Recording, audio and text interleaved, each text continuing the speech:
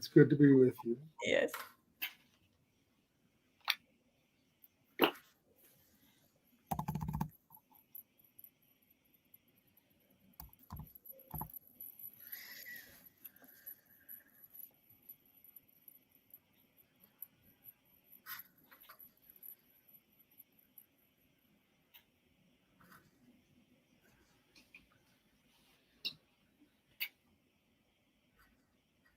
Ten seconds. Okay. Oh, hello, Facebook viewers and listeners. And we have to really escalate the noise we make so that we'll be heard.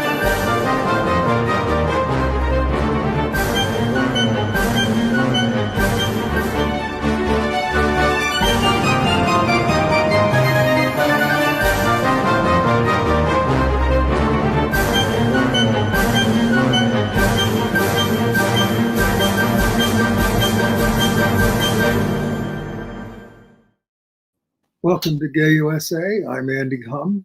And I'm Merryn Johns. Hello, Andy. How are you feeling? Well, folks, since I did the show, right the day after I did the show last week, I tested positive for COVID for the first time, despite all my precautions, my 7 vaccines, all that stuff. And it's been a pretty rough week, and you can probably hear it in my voice, but I've regained most of my strength.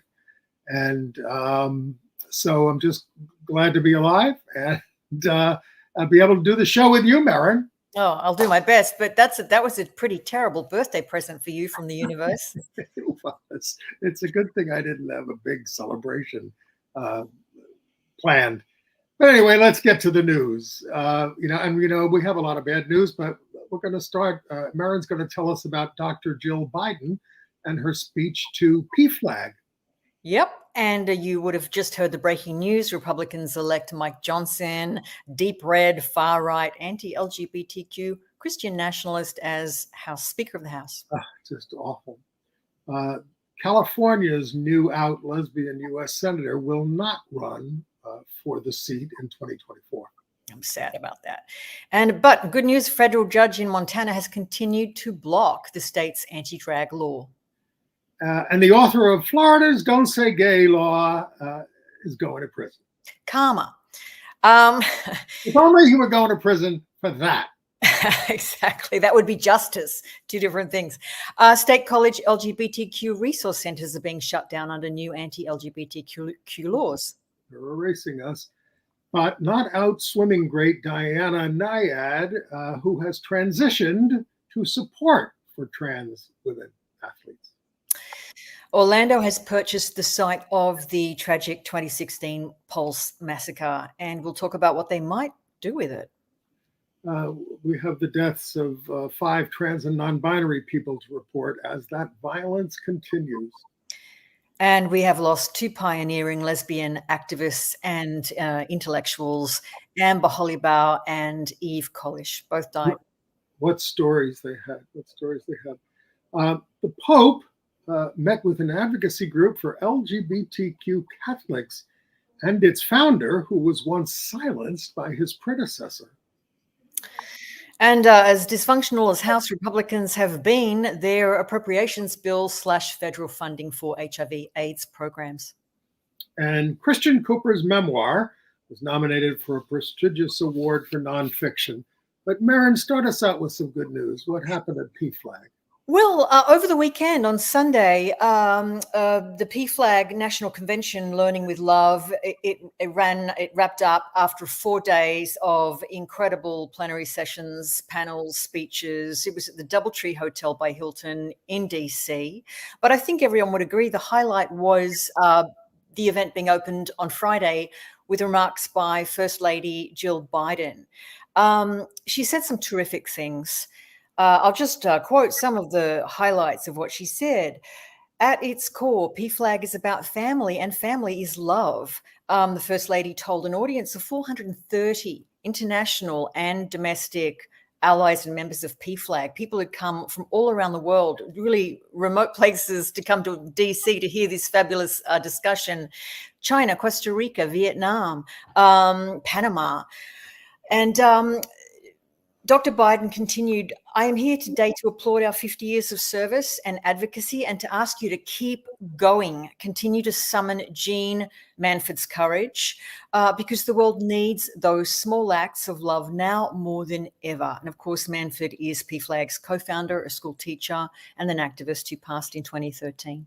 Dr. Biden also said, there's no more fundamental fight than the fight to be our authentic selves and love who we love. PFLAG is living proof that a small group of thoughtful, committed citizens can change the world.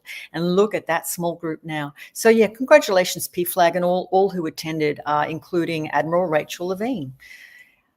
PFLAG, a terrific group.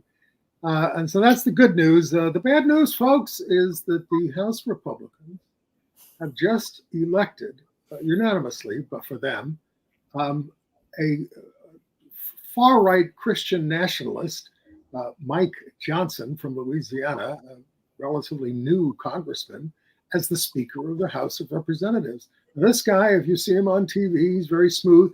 He used to be a national spokesperson for Alliance Defending Freedom. That's the far-right group that dedicates itself totally to wiping out gay rights laws. And back in 2013, we have a clipping that somebody sent us, opposing Shreveport, where he's from, passing a lesbian, gay, bisexual, transgender rights law. And some of the things that Mike Johnson wrote in there, is there a crisis of discrimination against transgender people? This is pure political correctness. Of course, through the work of the Alliance Defending Freedom, there is a crisis of discrimination against transgender people nationwide now. Of course, in his column, he said, what will be next? Protecting adultery? Of course, that's what he does. He was one of the defenders of Donald Trump in his impeachment trial, and he totally is an acolyte of Trump's. He called homosexual behavior destructive to individuals, to families, and to society at large, and that it's a bizarre choice. No successful civilization prior to the 21st century has ever provided legal preferences for same-sex relationships. I mean, he goes on and on and on, and that's just on gay stuff. Wants a national ban on abortion and birth control and a ban on marriage equality. He opposes health care for veterans exposed to toxins. He's opposed to the Violence Against Women Act. And he's a total tool of the oil and gas industry. This is your Speaker of the House now. Yeah. I mean, I feel slightly vindicated. In line to the presidency, right after Kamala Harris. Right. Should we talk about Antonin Scalia? Well, yes, but I do just want to say, out Representative Angie Craig, the Democrat of Minnesota, wished her wife a happy anniversary as she voted for Hakeem Jeffries during that vote to make a point to Speaker Johnson. And the other thing is, the other previous one that the Republicans nominated for Speaker was this guy, Tom Emmer of Minnesota. And he immediately ran into problems because even though he's a very conservative Republican, he voted in favor of the Respect for Marriage Act last year. And that made him unacceptable. There were 26 members who voted against him in the conference. He also voted to certify the 2020 election, which, of course, Mike Johnson did not. So, God forbid what's going to happen in the next election. Anyway, so yes, let's talk about Charlottesville. Yeah, Antonin Scalia's daughter wants a Virginia school board seat. It's one of the hottest and most expensive school board races in the country in Virginia, in the Albemarle County, home of Charlottesville. Where I went to college. Sorry? Where I went to college, University of Virginia. Oh, wow. Well, we've got a bit of a race here, pitting the conservative daughter of Scalia, Meg Scalia Bryce, whose children are in private schools, against her leading adversary would be Allison Spillman, who is a progressive mother of 5 public school kids, 1 trans daughter, and a neurodivergent son included in that mix. But Bryce is a bit of a problem, as we can see shaping up, because she does not believe in the existence of systemic racism. She favors vouchers, and she challenges the country's supportive curriculum for our community. Well, give her some credit. She said she doesn't believe in systemic racism in a forum by the NAACP. In her opening remarks, I believe she said that. It's pretty incredible, isn't it? She said that she acknowledges that racism exists. Oh, thank you. She acknowledges that it exists, that some people are racist, but she doesn't believe that it is embedded in the system. She doesn't agree that there's systemic racism. And she says, quote, "I don't think somebody should be shamed into silence for expressing that." And a lot of right-wing money was pouring in for her. And so then some smaller donations were raised to help Allison Spillman, the Democrat in the race. Kudos to anybody on our side who steps up and runs for school board. It's a thankless task. It's not paid. But people need to do it to stop people like Ms. Scalia Bryce. And of course, this is all part of Governor Glenn Youngkin's plan. Another fascism with a smiling face governor who is using these kinds of issues to try to, take over the country. I noticed she's dropped her the Scalia part of her name while she's out there stumping, because she says she thinks it'll go against her. Not so much that people, will be terrified that she's the daughter of that person. I think she's more worried that she's privileged. Yeah. So, all right. So Governor Gavin Newsom gave us an out Black lesbian LaFonza Butler as the U.S. Senator from California. But what happened? She has, I think we're all a little bit sad about this, but she has decided that she will not be returning next year, despite this. After the election, yeah. After the election, but despite her, she's never really held public office, and she was relatively unknown to Californian voters prior to this moment. So she has said, this is what she actually said in a statement: knowing you can win a campaign doesn't always mean you should run a campaign. I know this will be a surprise to many, because traditionally we don't see those who have power let it go. It may not be the decision people expected, but it's the right one for me. Andy, what do you make of this? Well, what I make of it is that the open primary is in March. And in fact, even sooner she had to decide, because the Democratic Party will make a designee, just the party apparatus, and they're going to choose between Adam Schiff, Katie Porter, and Barbara Lee. So also she hadn't raised any money. No. She doesn't have enough time, and it's a crowded field, is what people are saying already. So, yeah. And on the Republican side, you've got this guy named Steve Garvey, who was a very famous baseball player with the San Diego Padres and the LA Dodgers. He's kind of a wild card. He's 74 years old, but he's very famous in the state of California. That could be a problem. So what happens in March is everybody votes, Democrat and Republican, at the same time. All the candidates are in a primary. The two top vote getters will be the candidates, will have a runoff in November. And that's how it works in California.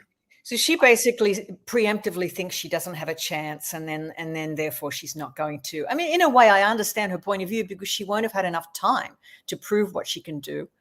Yeah. I hope she comes back. I hope we see more of her. Okay.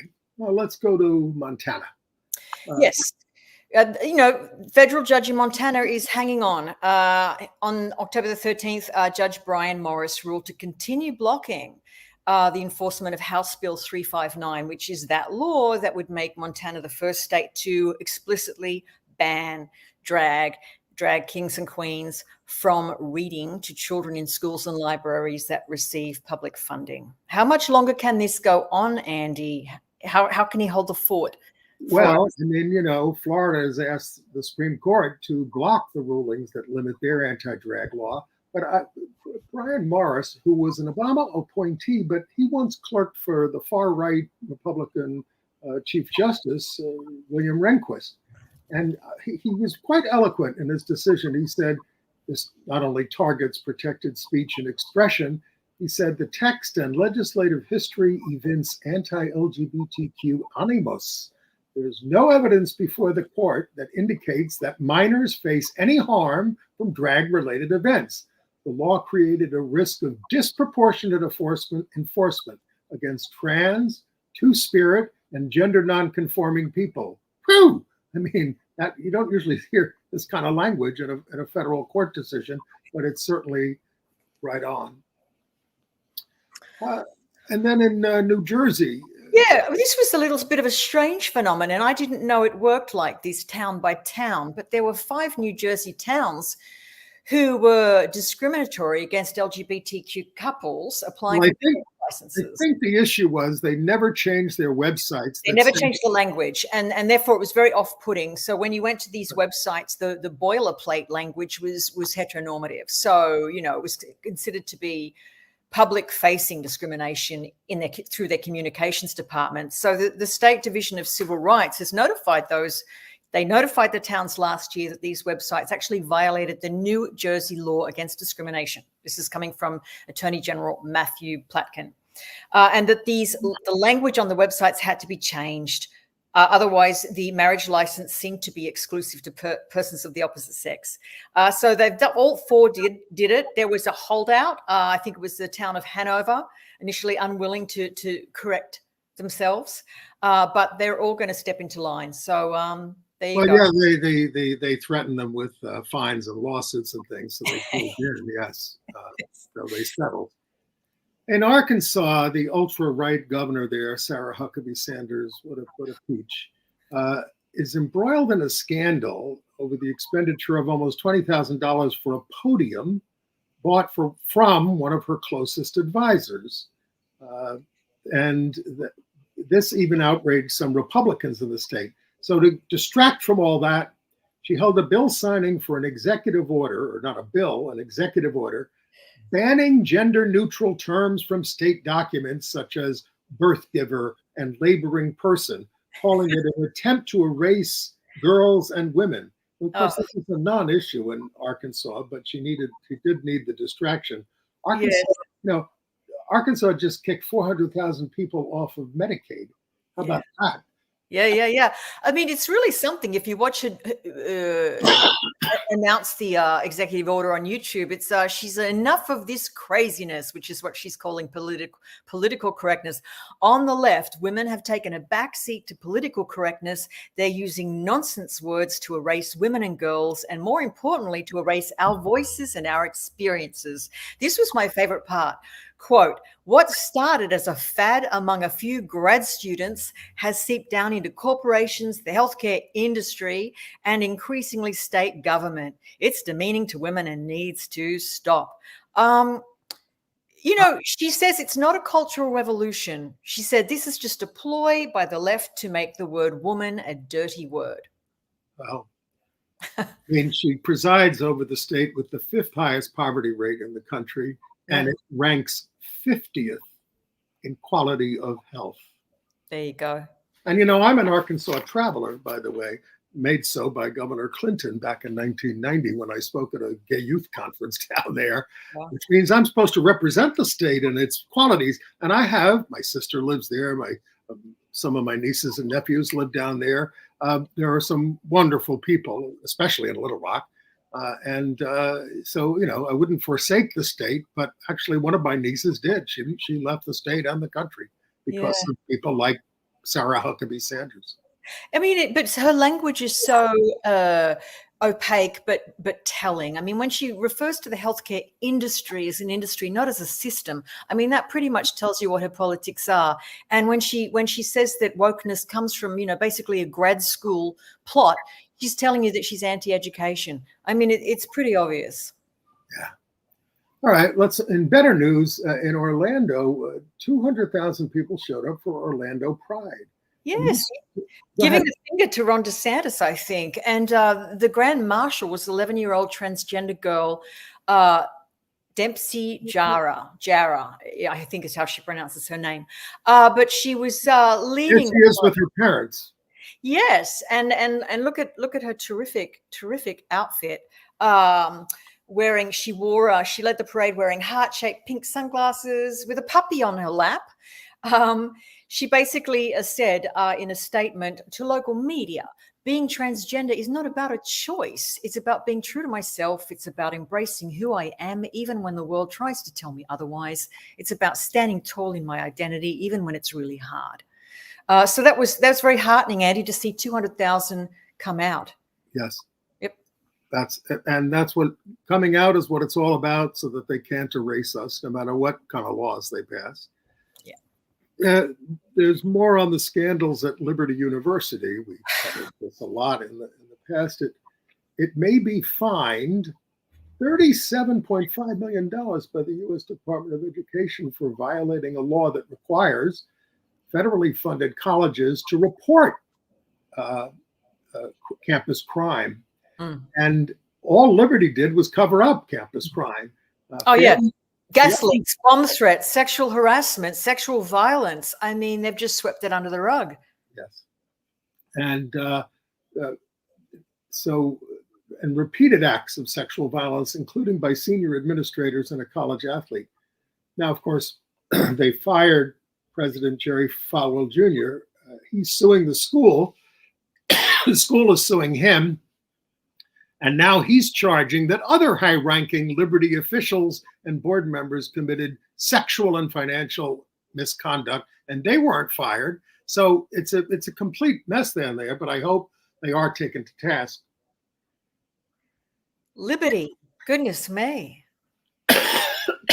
Is another one of those loaded right-wing, like family and family and liberty. Yeah, it just sounds like a mess.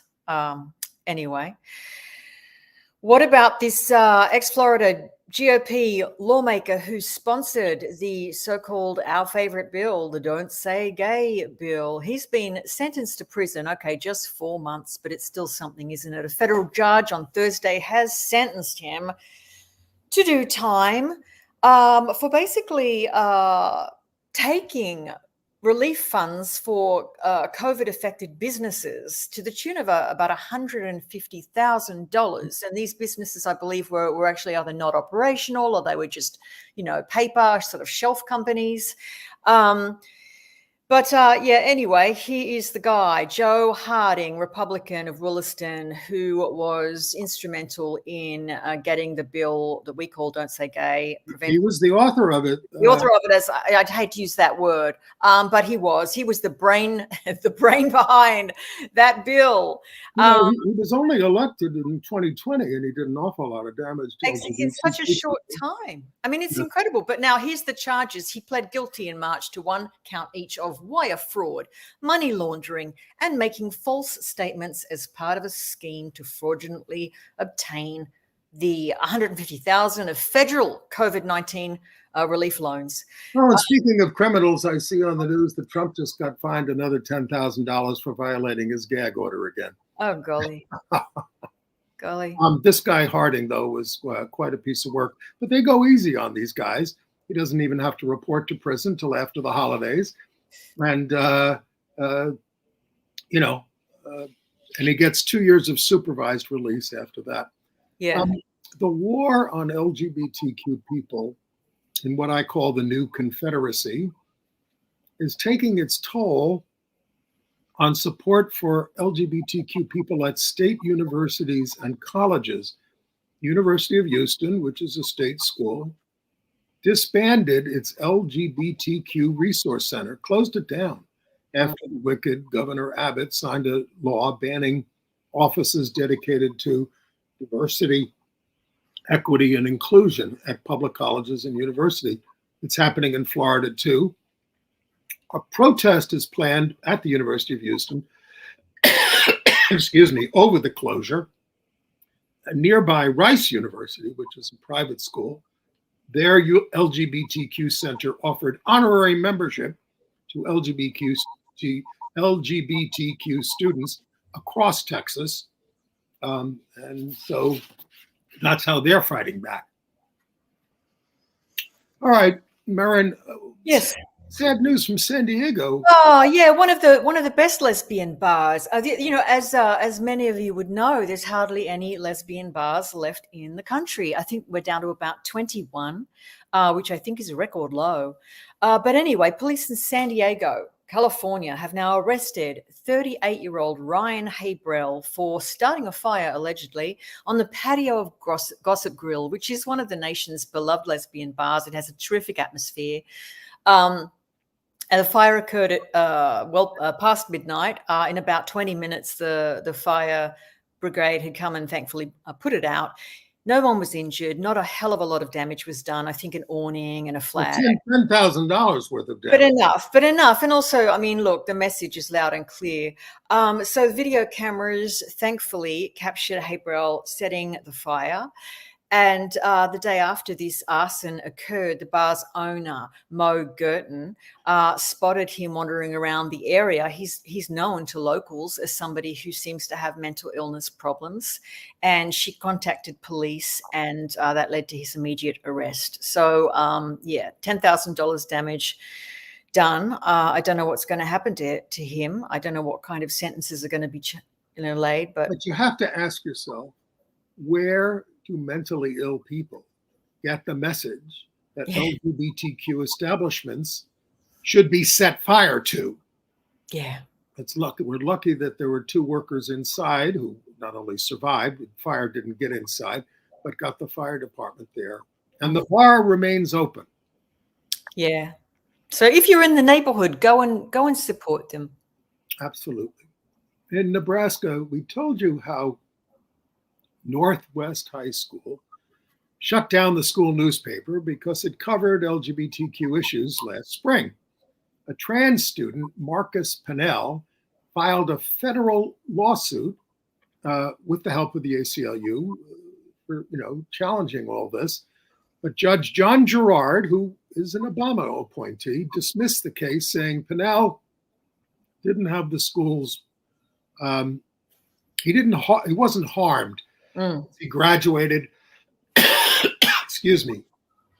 and could not show that the school's retaliation versus the paper harmed him. He did warn the school that such censorship may run afoul of the First Amendment. The district agreed to bring the paper back, but only digitally online, not in print. Yeah, it seems like a real coincidence to me that they shuttered the paper after a spate of articles about. Oh no, I think they did it because of the gay stuff. They didn't like it. Yep. Yeah, but he needed to. The plaintiff needed to show a specific injury or loss of standing related to the school's actions. And then in California, a San Bernardino County judge issued a preliminary injunction preventing part of the reactionary Chino Valley School District's anti-trans policy from going into effect.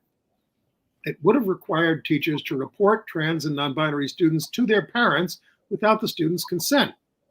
And the suit was brought by the state attorney general, Bob Bonta, but the judge allowed another part to go into effect, notifying parents of a student asked for information on their records to be changed. Yes. Should we talk about some of the trans people and trans and non-binary people we lost? Yeah, I mean, it continues every week. It seems that there is a handful of people who are found dead or tragically killed, and often, the dreaded copy that you see at the end of the article is, suspect at large or no suspects or nobody found. But anyway, according to the fabulous Sue Kerr of Pittsburgh Lesbian, we have 3 more, I think, trans non-binary people have been killed in the last week. Dominic Dupree, also known as Dominic Palace, was shot. No, that's not Dominic. The first, that's Skylar Harrison. Oh, Skylar Harrison. So Skylar Harrison, 30-year-old black trans woman found dead in Marvin Gaye Park in Washington, D.C. on October the 2nd. I don't know the circumstances of that. Andy, do you have any more? She was found stripped of her clothing and her belongings, and the police were calling it a drug overdose, but the condition of her body suggested a violent death and may have been dumped in the park. The candlelight vigil was set for her, happened for her on October the 9th. And also in DC, we have Annie Robertson. Now, she was assaulted and left for dead in the street in DC, where a vehicle struck her, and she later died at a local hospital. I mean, this is just horrific. Yes. The driver was not involved in the assault. A $25,000 reward has been issued for info on the perpetrator that leads to his or her arrest and conviction. And grew up in D.C., worked as a character escort at Six Flags America before becoming self-employed. She was connected to Casa Ruby LGBTQ Community Center in D.C. And we have Dominic Dupree, known as Dominic Palace, shot to death on Friday, October the 13th in Chicago. Dominic was 25. Yes, he was found inside a vehicle in an alley, struck multiple times.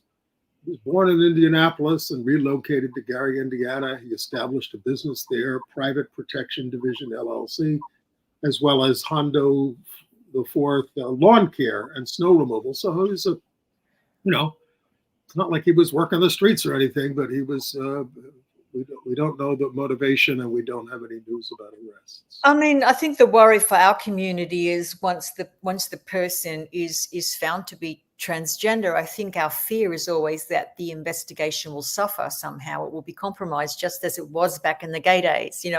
If the victim was found to be gay, the police took far less care with it. So that's our main concern, and that's often the focus of the work Sue does at Pittsburgh Lesbian. She often is going back to the families, putting the puzzle together, trying to work out what happened to these people.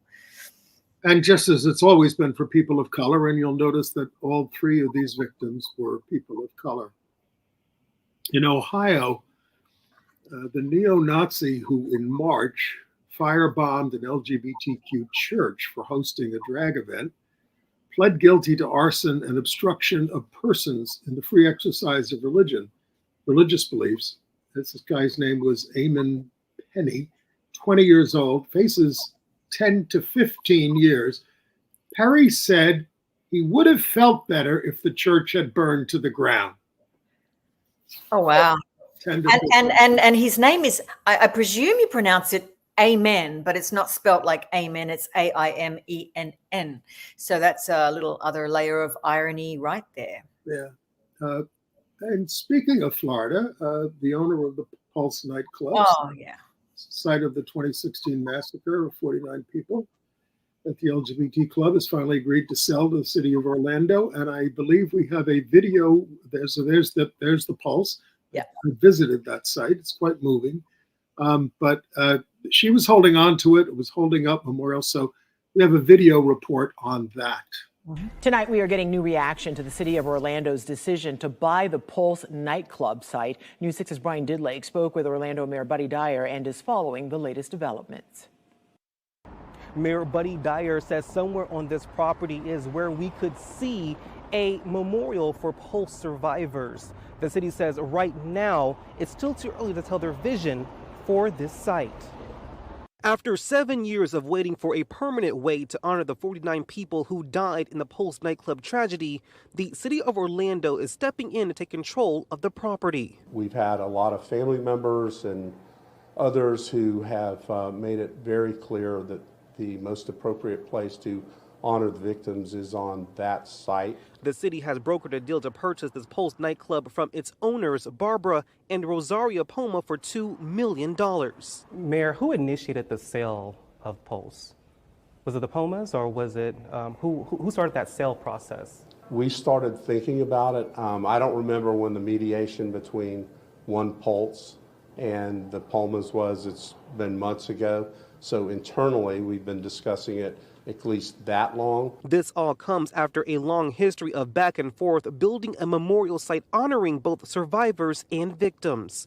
In September of 2019, the One Pulse Foundation purchased the land for it. But earlier this year, One Pulse terminated its lease with the nightclub owners, leaving those memorial plans in limbo. We're going to get criticized through this process, but what I'd like for people to understand is that we have the right motives in mind. We're not trying to build our resume. District 4 City Commissioner Patty Sheehan says taking the Pulse site out of the hands of the One Pulse Foundation was the best path forward. Yesterday, the One Pulse Foundation in a statement said, "We are thankful to the city of Orlando for ensuring that the National Pulse Memorial will be located at the Pulse nightclub site, which was always the hope of the families of the 49 victims and the Pulse impacted community." I understand the sense of urgency, but we just got involved with this process in terms of dealing with this situation, and we want to do it right. And to do it right, it's going to take some time, but it certainly isn't going to take 7 years. I can assure you of that. A reminder, the purchase of the Pulse nightclub has not been finalized. City Council is set to vote on this purchase Monday before sealing the deal next Friday. We're here in Orlando. Brian Ditlake getting your results, News 6. They had such elaborate plans for a memorial there at the Pulse. Not at the Pulse, but it would have been elsewhere because she wouldn't sell this one.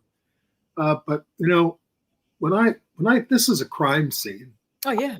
And just like the World Trade Center, and in the same spirit, I thought the best thing to do with a situation like that is grass the thing over. You think? Make it a place of quiet contemplation, not some big elaborate thing. The best way to honor the Pulse victims is get rid of the Don't Say Gay law. How about pouring resources into that? Yeah, I mean, exactly. I was feeling very much that it would be lovely if it could also have a component as a resource center where Florida youth could drop in, or people, you know, battling substance abuse could drop in and actually get some kind of support and information. Well, maybe they will. I mean, if they watch the show and they listen to you, that's a great idea. That would be something positive to come out of it. Turn it into a gay youth center. Yeah, I mean, I was thinking a lot about our community and having to often go to bars and nightclubs to feel this kind of sense of community, and what could replace that that's actually more useful moving forward while honoring the victims, because I don't think we should forget them. Right. Okay, now we're going to talk about some transitions. Well, wait a minute, another thing. We don't cover George Santos much anymore, but he's in the news this week, right? I mean, that last thing I read was Grace Ashton's fabulous article in the New York Times. It was just more of the same. And I got to thinking, can we even be bothered anymore? It's just ridiculous. Well, he called the reporter who wrote the original story. Yes. He had never spoken to her. Who's a lesbian, by the way. Right. She talked about her wife in the story. But this week, he also went after out gay Congressman Richie Torres from the Bronx, calling him girly and blaming him for the death threats that he and his staff received. Now, once there had been some death threats against him. One guy in Florida is going on trial for leaving a voice message that he bashed Santos's head in with a bat. But if you're talking about death threats, it's the modus operandi of the Republican Party. I mean, what Jim Jordan unleashed during the speaker's race was getting Fox News and everything to get everybody all excited and call up their representatives who were holding out on Jim Jordan, and they got multiple death threats. Mm-hmm. Thank God, you know, I mean, the guy we got is terrible. This guy, Mike Johnson, as I said, fascism with a smiling face. But Jim Jordan, if anything, could have been worse. Or maybe not. We'll see. All right. Okay. So I want to talk about some transitions, some people who've changed. Right. Some reversals. Well, Scholastic. So I've got a couple here. I think the Scholastic Book Fair has reversed decision to separate to silo diverse titles. Any stories any books that center queer people or queer people of color. So after first apologizing for the controversial decision to have a kind of book apartheid at the fair, a statement's been released by Scholastic's president, Ellie Berger, saying that the move was, of course, a mistake. And I'm quoting here, even if the decision was made with good intention, we understand now that it was a mistake to segregate diverse books in an elective case, she wrote. Our commitment to BIPOC and LGBTQ IA+ authors remains foundational for our company. Berger's statement said that this elective case of books will be discontinued as of January, and that for all remaining book fairs this fall, Scholastic is going to work on a bit of a pivot. Stay tuned for more to see what they come up with. Right. And as I always say, remember, kids, when they ban books, it's all on the internet. Yeah. Now, Diana Nyad, the out swimmer, who's now the subject of a major motion picture starring Annette Bening for her swim from Cuba to Florida without a shark cage, She came out against trans inclusion in elite women's sports 2 years ago. And now she has reversed her stance and regrets the harm her earlier essay may have caused. She says she understands now that the science is far more complex than I thought. And there are clearly more educated experts than I who are creating policy to ensure that elite sports are both fair and inclusive of all women. She also expressed concern for the climate of the transgender community that has turned dire and dangerous. Thank you. I now see how all women are negatively affected by the way transgender women are targeted by discrimination and abuse in sports and elsewhere. You know, I wonder if Annette Bening, who has a trans son, had some influence on her in this respect. Very possibly.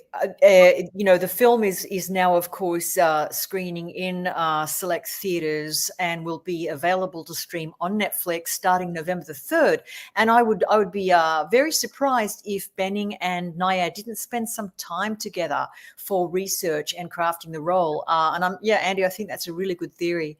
If you want to read Diana's full statement, head over to the Out 100 issue of Out.com. Okay. And finally, we told you that the National Hockey League banned rainbow tape on hockey sticks and things like that. They said, that's too divisive, just, keep all the social issues out. And there was a huge pushback.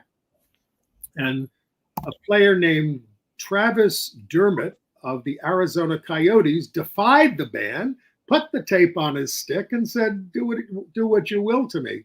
So now the NHL has responded, and they say players will now have the opportunity to voluntarily represent social causes with their stick tape.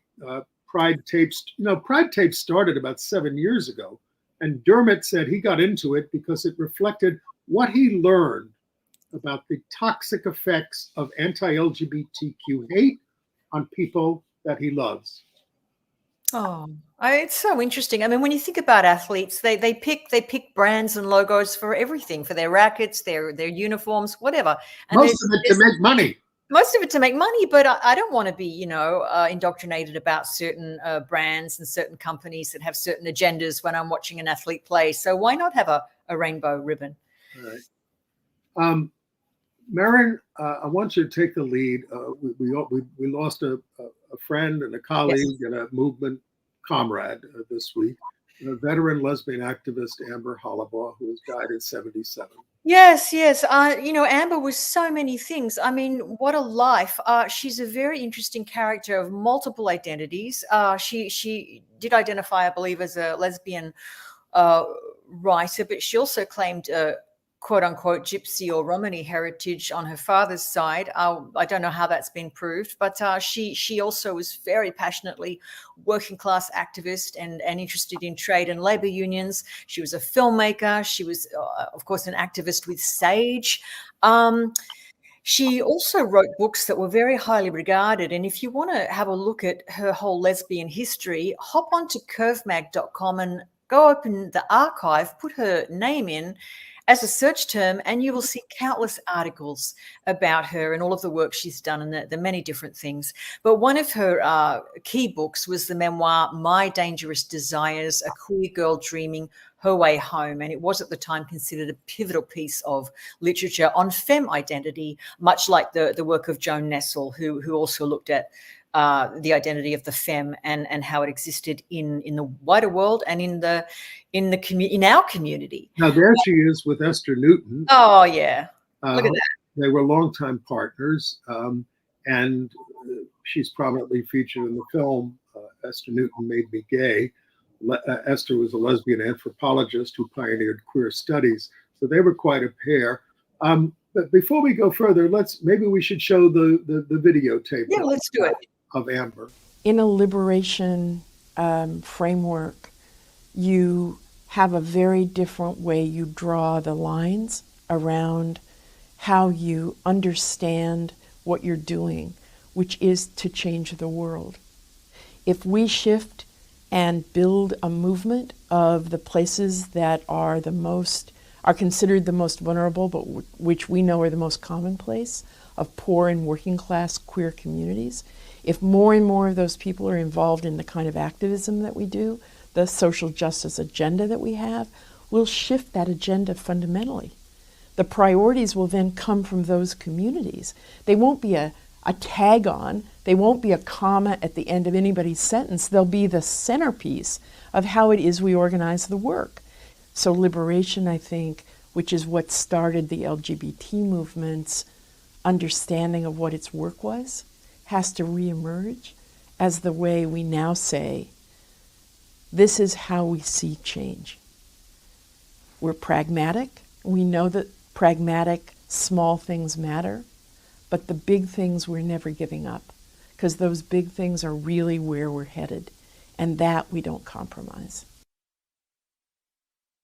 I think that's pretty clear. And she was one of the first activists to say, look, we have to talk about sex work. We have to talk about surviving incest. I mean, these weren't centered ideas in the early days of the gay liberation movement.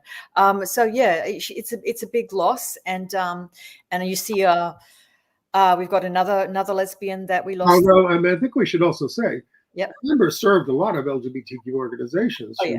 Sage. She worked as the chief officer of Elder and LGBT Women's Services at the Howard Brown Health Center in Chicago. She was director of education and advocacy at Sage USA, based in New York. Back in 1970, she was a leader of the Canadian movement for abortion rights. And with Alan Berube in 1978, she co-founded the San Francisco Lesbian and Gay History Project. So she had a tremendous record of service in the community, and way ahead of her time in many regards. I mean, she just talked about social justice there, which is a term a lot of people only just started using a couple of years ago. Right. And then there is someone who, lesbian rights activist and memoirist, Eva Kollisch, who died in Manhattan at the age of 98. She escaped Nazi-occupied Austria as a teenager and became an American professor and one of the founders of the Women's Studies program at Sarah Lawrence College. She was an activist from her early years. She joined the Trotskyist Workers' Party back in the mid-1940s, but became disillusioned with them, arrested in protests against the Vietnam War. And while she didn't at first feel comfortable talking about her private life, she felt obligated as an advocate for lesbian and gay rights to do so. She said, straight people don't understand that it's not a choice we make because we're exhibitionists. It's about our own survival and self-respect that we have to do it. And she was the author of memoirs. She suffered from brutal anti-Semitism as a child in Vienna. And one of her first protests at the age of 13 was sitting on a park bench that was restricted to non-Jews in Vienna. Yeah, she was like 11 years old, wasn't she? And she said she took over the bench with her friend, and she said, that's activism. That is an example of activism. It is. She was briefly married to a couple of guys and had a son, Yuri, but her longtime partner was Naomi Raplansky, who died in January at the age of 104. She said, I'm a feminist and a Marxist, but I am also very worried about the whole world and humanity and where humanity is. Absolutely. We're going to link to an interview with Eva and Naomi from 2016 in our email. You can go to gayusatv.org for that. And then I also want to note the death of Jack Anderson, 88 years old, the longtime dance critic of the New York Times, survived by his partner of 58 years, Doris, in Greenwich Village. Together, they co-founded Dance Chronicle in 1977, a scholarly journal on dance that is still publishing. It's older than Gay USA. All right, international news. Yes. Shall we start? Where are we starting with? Terrible news that just now out of Nigeria. Security personnel arrested more than 70 people at a gay wedding, and they face sentences of 14 years. And it's in the north. Another one. It's in the north. In addition to the other arrests. Another one. It's another one. This is in the north, so they could be subject to Sharia law, which carries the death penalty for homosexuality. All right. Terrible. In the United Kingdom, it was good to read that, Prime Minister Rishi Sunak had turned to transphobia to try to save his failing Conservative Party. He lost 2 by-elections for Parliament last week. There was a big turnaround in these districts. So he is being rejected. Yep. 2 seats, 2 Conservative seats, Tamworth and Mid Bedfordshire, overturned by Sir Keir Starmer. And one of the top Tories, one of his lieutenants, is Penny Mordaunt, who's the leader of the House of Commons. She played a very visible role proclaiming Charles as king. She has a twin brother, James. We had a picture of the 2 of them, who last week called out and said, "This is the most anti-LGBTQ government in my lifetime." Claims he maintains a good relationship with his sister, but he doesn't hold back and holds the Tory party responsible for their backsliding on LGBTQ rights. Penny herself flipped on trans issues for political expediency. Shame. Yes, that was a very inflammatory tweet for those who don't remember it. I have a hysterectomy. If I have a hysterectomy or a mastectomy, I'm still a woman. I am legally a woman. Some people born male and who have been through the gender recognition process are also legally female. That does not mean they are biological women like me. Now, stay tuned. We've told you that Prime Minister Sunak is, the whole party was supposed to do ban conversion therapy 5 years ago. But it might be actually be in the King's speech in November. I'll believe it when I see it. In Ireland, 2 life sentences for 23-year-old Youssef Palani, who pled guilty to the murder of 2 gay men in Sligo, and an additional 20 years for seriously injuring a 3rd gay man. He targeted gay men on dating apps in a 4-day spree of violence. This was horrific. The details of this were horrific. The injured man who survived was stabbed in the eye. One of the other men was stabbed 25 times, and the other one 43 times, and was decapitated. I mean, this is horrific. This guy met them on dating apps and went home with them. So yeah, please be careful out there. Hong Kong, the court dismissed the government bid to deny same-sex married couples inheritance rights, saying the refusal was unacceptably harsh burden. All right. Hey, now look, things haven't changed completely in the Catholic Church, as you know, but the Pope did meet with leaders of the Catholic LGBTQ advocacy group, New Ways Ministry, including my old friend, Sister Janine Gramick there, the group's founder in '77. Janine was banned in 1984 by then Cardinal Ratzinger, later Pope Benedict, from doing any pastoral work with LGBTQ people due to what he called errors and ambiguities in their work.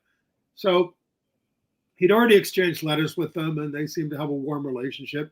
You saw the other leaders like Francis DiBernardo of New Ways in the meeting.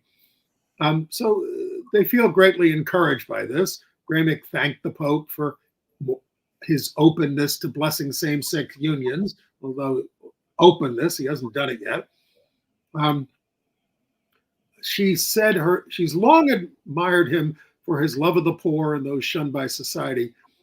Now, New Ways is not arguing for anything radical. They just want us to be treated a little more nicely by the church. It's not like they're going to get rid of the teaching that we're disordered.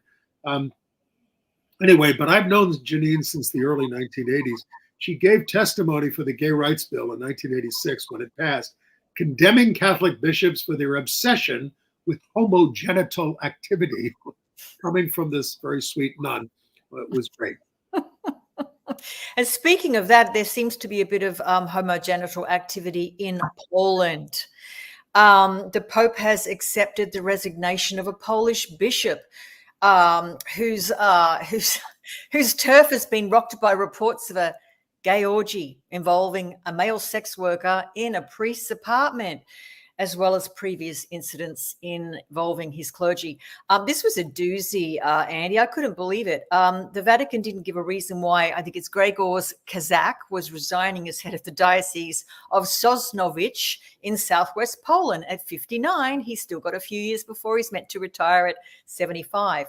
But one of his priests was placed under criminal investigation for having allegedly organized an orgy at his apartment involving a lot of erectile dysfunction pills, and one member of the party collapsed after overdosing on the pills, and the priest was suspected of failing to provide assistance to a person whose life. Right. He was embarrassed by this, so he didn't let the EMS and everybody in, and that's deadly. That's the deadly consequences of the closet. I think so. Yeah. By the way, Anne last week wanted me to acknowledge her mistake. Donald Tusk, who was going to be the likely new prime minister of Poland, and he's much more progressive than the current government. He is not an out gay man. There was another opposition leader we've been talking about in Greece who was. All right. Okay. AIDS news. The Republican House is, open for business again, and they've got a $760 million cut in HIV prevention stuff on the desk right now. So that's a problem. And I also want to acknowledge, not that. I also want to acknowledge the death of Alan Eisenberg, who was the leader of Actors Equity, not a gay man, but when AIDS hit in 1981, he died at the age of 88. He led Equity for 25 years and formed Equity Fights AIDS, which combined with Broadway Cares, Equity Fights AIDS, and really provided a lot of leadership there. All right. We have about 2.5 minutes left. Let's do entertainment. How about something fun? Well, congrats to Christian Cooper. Oh, Chris, well done. Our co-host here, whose memoir, Better Living Through Birding, Notes from a Black Man in the Natural World, was long listed by the American Library Association for the Andrew Carnegie Medal for Excellence in Nonfiction. The short list is coming out November 14th. I thoroughly enjoyed that book. Please do read it. It's not like the usual memoir, and it's a lot of fun. Yes. And what about our favorite actor, Zachary Quinto? He's going to helm a new TV series, apparently based on the life of Oliver Sacks. This is from NBC. He's going to play a character called Dr. Wolf, a revolutionary, larger-than-life neurologist, as he and his team of interns explore the last great frontier, the human mind, while also grappling with their own relationships and mental health. But, Andy, will there be any LGBT things? Well, it's based on Oliver Sacks, who came out late in life, and it's produced by the uber gay producer Greg Berlanti, so I hope so. You'd hope so.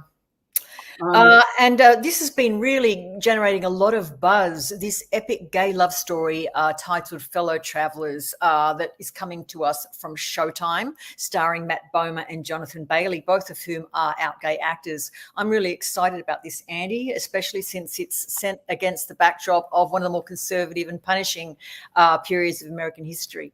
It goes from the 50s to the 80s, and it bows on Paramount Plus October 27th and Showtime on October 29th. It's getting very nice notices and said to be very absorbing and sexy.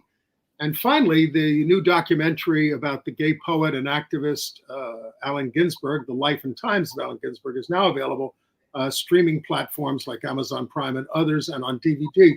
I heard him read many times, only interviewed him once at a march in Washington.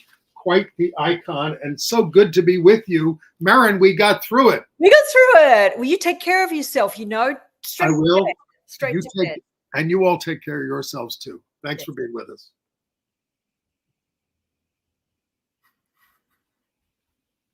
Well, Merryn, thank you. You were